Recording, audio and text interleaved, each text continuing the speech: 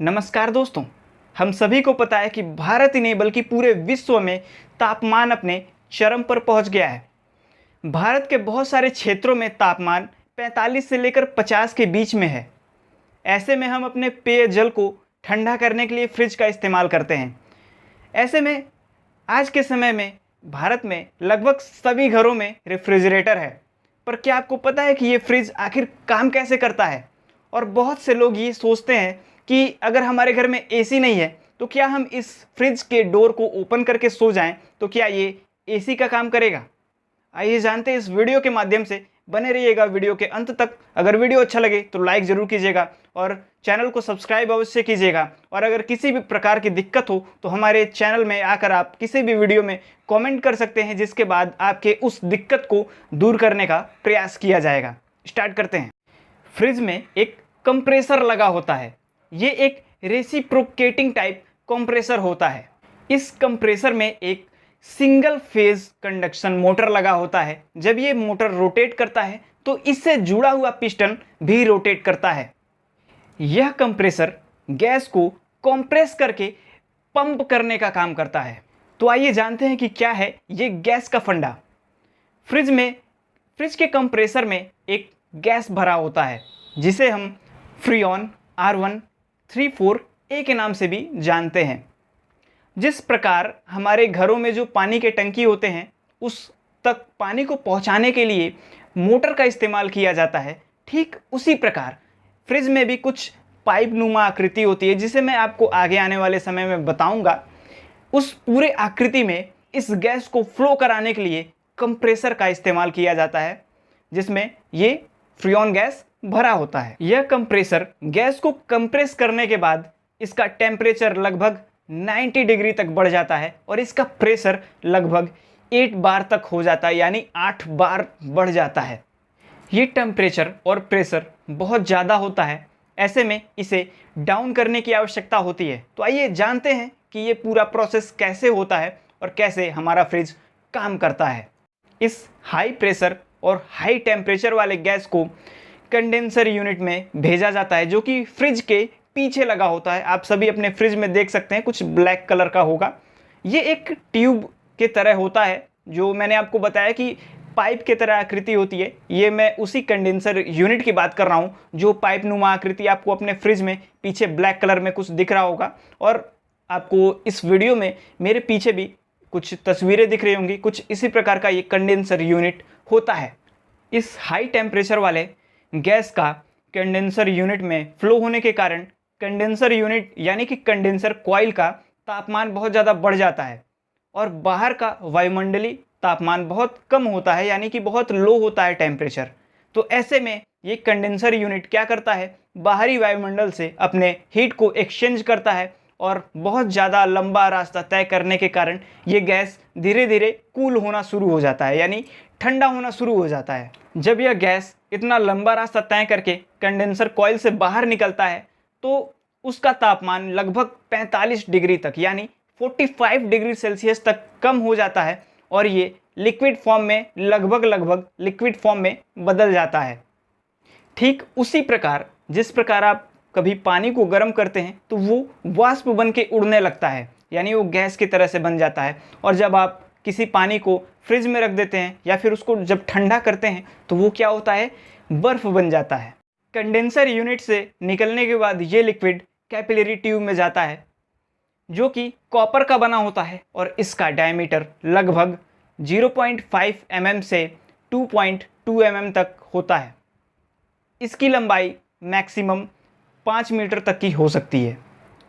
Capillary tube एक throttle device की तरह होता है जो हाई प्रेशर को लो प्रेशर में कन्वर्ट करता है, और यही वो डिवाइस है जो रेफ्रिजरेंट को ठंडा भी करता है, यानी ये जो लिक्विड है जो कि 45 डिग्री सेल्सियस तक गर्म है, उसको ये ठंडा करने का भी काम करता है। इस कैपिलरी ट्यूब में कोई भी एनर्जी यानी कि किसी भी प्रकार के विद्युत का कोई भी संचार नहीं होता है। ये खुद से काम करता है। जब लिक्विड इसमें फ्लो होता है तो वो खुद से ही ठंडा हो जाता है। अब आप सोचेंगे कि आखिर में ये कैसे होता है, आखिर में बिना किसी एनर्जी के ये कैसे ठंडा कर देता है किसी लिक्विड को। तो आइए मैं आपको एक उदाहरण के माध्यम से समझाता हूँ। जैसे कि आप कभी अपने मुंह के पास अपना हाथ ले जाइए और पूरा मुंह जो है बड़ा खोल करके आ करके और फिर फूंक बाहर मारिए, ऐसे कीजिए। तो आपको महसूस होगा कि आपके मुंह से गर्म हवा बाहर आ रही है और वहीं पर मुंह थोड़ा छोटा, गोल आकार में छोटा खोल करके और उसके बाद फूंक मारिएगा। ठीक है, पहले क्या करना है, पहले मुंह बड़ा खोल करके देखिए आपके मुंह से गर्म हवा बाहर आ रही होगी, और अब मुंह छोटा खोलना है और गोल आकृति बना करके और फूंक मारना है। अब देखिए आप ये ट्राई कीजिए, आपको खुद पता चलेगा कि जब आपके मुंह का, यानी कि जब हवा जो बाहर आ रही थी उसको निकलने का जब जगह जो है ज़्यादा बड़ा था, उस समय में क्या था कि हवा गर्म आ रहा था, और जैसे ही जगह कम हुआ, थोड़ा संकुचित मात्रा में गैस बाहर आना शुरू हुआ, ऐसे में क्या हुआ कि उसका जो है टेम्परेचर कम हो गया और वो आपको ठंडा फील होने लगा। कुछ इसी प्रकार से ये ट्यूब भी काम करता है। जब इससे कोई भी गैस या फिर लिक्विड बाहर निकलता है तो वो क्या होता है कि ठंडा हो जाता है। फ्रीऑन गैस का ये नेचर होता है कि वो बहुत जल्दी गर्म होकर वेपर में बदल जाता है और बहुत जल्दी ही ठंडा होकर वो लिक्विड में भी बदल जाता है। इसके इसी नेचर की वजह से इसका इस्तेमाल फ्रिज में किया जाता है। जब ये लिक्विड कैपिलरी ट्यूब के अंदर जाता है उस समय में इसका टेम्परेचर लगभग 45 डिग्री सेल्सियस तक होता है, और जब ये कैपिलरी ट्यूब से बाहर निकलता है तो उस समय में इसका टेम्परेचर लगभग -16 डिग्री सेल्सियस तक पहुंच जाता है। सुना आपने, -16 डिग्री सेल्सियस तक इसका तापमान यानी टेम्परेचर पहुंच जाता है। टेम्परेचर इतना कम होने के कारण 75% गैस लिक्विड में बदल चुकी होती है। अब ये लिक्विड कैपिलरी ट्यूब के बाद जाता है स्ट्रेनर में, जो कि फ्रिज में लगा होता है। ये स्ट्रेनर एक फ़िल्टर की तरह काम करता है, जो इस लिक्विड को फ़िल्टर करता है ताकि आगे आने वाले ट्यूब में कोई भी किसी भी प्रकार का जमाव ना हो और किसी भी प्रकार की रुकावट ना आए। स्ट्रेनर से निकला हुआ लिक्विड इवेपोरेटर कॉइल में जाता है। अब ये इवेपोरेटर कॉइल क्या है? ये भी एक प्रकार का ट्यूब ही होता है। अभी तक मैंने जो बताया, जितने भी कॉइल या फिर ट्यूब आपको बताएं, ये सारे फ्रिज के बाहर होते हैं और इसका टेम्परेचर भी बहुत ज़्यादा हाई होता है। पर ये जो कॉइल है, इवेपोरेटर कॉइल, ये फ्रिज के अंदर लगा होता है, उसके बॉक्स के अंदर, और ठंडा करने का काम भी यही करता है, क्योंकि इसमें -16 डिग्री सेल्सियस वाला लिक्विड फ्लो कर रहा है। क्या कर रहा है? फ्लो कर रहा है। अब चूंकि ये इवेपोरेटर कॉइल जो है ये फ्रीज़र में लगा होता है, तो इसका सबसे ज़्यादा इफेक्ट उस फ्रीज़र में ही देखने को मिलता है। इसीलिए एक अलग बॉक्स होता है जिसे हम फ्रीज़र के नाम से जानते हैं, और उसमें हम बर्फ़ जमाने का भी काम करते हैं। और बाकी जो नीचे का स्थान होता है जिसमें हम पानी को ठंडा करते हैं या फिर कोई भी वेजिटेबल या फिर कुछ भी रखते हैं जिसको हम फ्रेश रखना चाहते हैं, तो ये फ्रीज़र से जो भी हवाएं आती हैं या फिर जो भी ठंडा जो है टेम्परेचर जो निकलता है, वो सारे फ्रिज में एक टेम्परेचर को मेंटेन करता है। उसमें बहुत सारे फ़ैन लगे होते हैं पूरे फ्रिज में, जो इस टेम्परेचर को चारों तरफ फैलाते हैं। कुछ इस प्रकार से ये फ्रिज काम करता है, जो कि अंदर रखे ऑब्जेक्ट यानी कि जो भी सामान है उसके टेम्परेचर को ऑब्जॉर्व करता है और उसे ठंडा करने का काम करता है। और यही प्रक्रिया लगातार चलती है और फ्रिज कुछ इसी प्रकार से लगातार वर्क करता रहता है। इस इवेपोरेटर कॉइल के चारों तरफ एक हीटर कॉइल भी लगा होता है, क्योंकि जब इस इवेपोरेटर कॉइल का टेम्परेचर बहुत ज़्यादा कम होता है, ऐसे में इस कॉइल के चारों तरफ बर्फ़ जम जाती है और उसके बाद टेम्परेचर अच्छे तरीके से आदान प्रदान नहीं हो पाता है, यानी कि ऑब्जेक्ट से ये टेम्परेचर ऑब्जॉर्व नहीं कर पाता है और अपने टेम्परेचर को ये किसी ऑब्जेक्ट को दे नहीं पाता है। तो इस कंडीशन में ये हीटर कॉइल ऑन होता है और ये बर्फ़ को गला देता है, ताकि ये सभी जो है कि अपने हीट को एक्सचेंज कर सकें। अब बहुत बार ऐसा होता है कि ये मिथ फैला हुआ है कि बहुत सारे लोग ये सोचते हैं कि हमारा फ्रिज काम नहीं कर रहा है, तो यानी कि इसका गैस ख़त्म हो गया है। तो मैंने आपको ये जो बताया ना कि ये पूरा एक लूप होता है जिसमें से कहीं भी गैस बाहर निकलने का कोई भी चांस नहीं है। अगर आपके फ्रिज में गैस ख़त्म हो रही है तो यानी वो कहीं ना कहीं से लीक हो रहा है।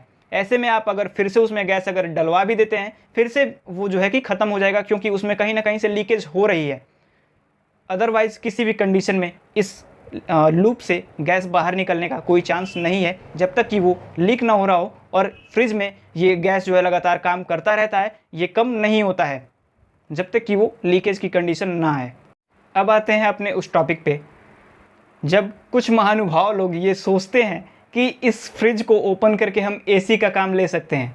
ऐसे में मैं आपको बता दूं कि किसी भी फ्रिज की कैपेसिटी, कूलिंग कैपेसिटी उसके वॉल्यूम पर डिपेंड करता है। उसी के आधार पर उसकी कूलिंग कैपेसिटी को बनाया जाता है। जैसा कि मैंने आप लोग को बताया कि फ्रिज की कूलिंग कैपेसिटी उसके वॉल्यूम के ऊपर डिपेंड करता है।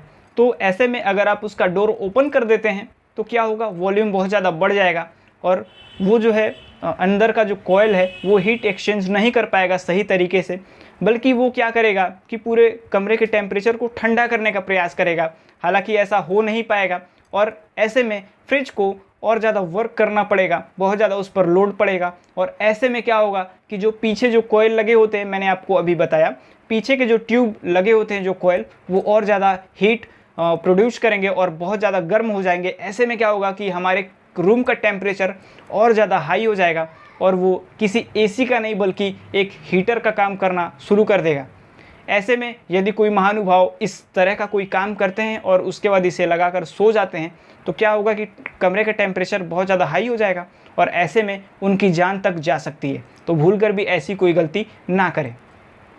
मिलते हैं किसी अन्य वीडियो में। अगर वीडियो अच्छा लगा हो तो लाइक ज़रूर कीजिएगा और चैनल को सब्सक्राइब भी अवश्य कीजिएगा। चलते हैं, नमस्कार।